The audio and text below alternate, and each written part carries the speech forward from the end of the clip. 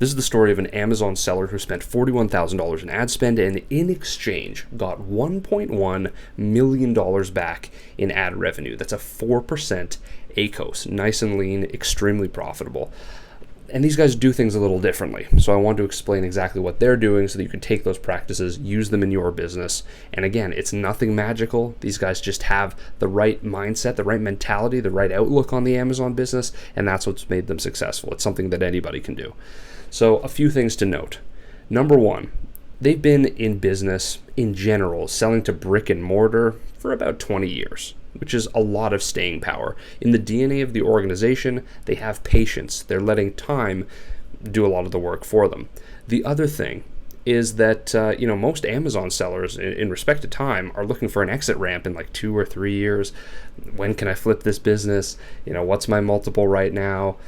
And gosh, I think a lot of the benefits come in years 5, 10, 15, 20. I don't think Amazon businesses are a 2 to 3 to 5 year thing. I don't think that's the right time horizon for these things because the reviews accumulate, the keyword ranking accumulates.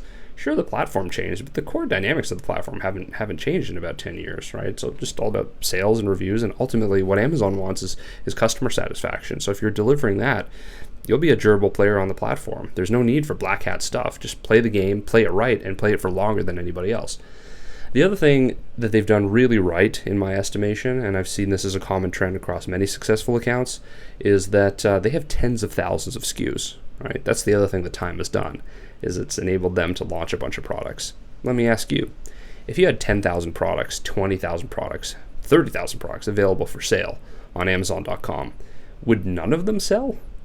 Probably not, right? We can't pick necessarily what the algorithm likes and what it doesn't. So launching that many SKUs gives them an opportunity to show the algorithm different looks, different ASINs, and the algorithm picks, it likes what it likes, and then they accentuate and build on that part of the product catalog.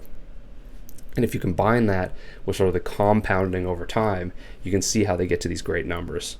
And I mean, lastly, they're using our ads playbook, our framework, which I'll publish for free in the comments of this video. So if you want that, I'll drop that down below. I'll see you in the next one. Bye.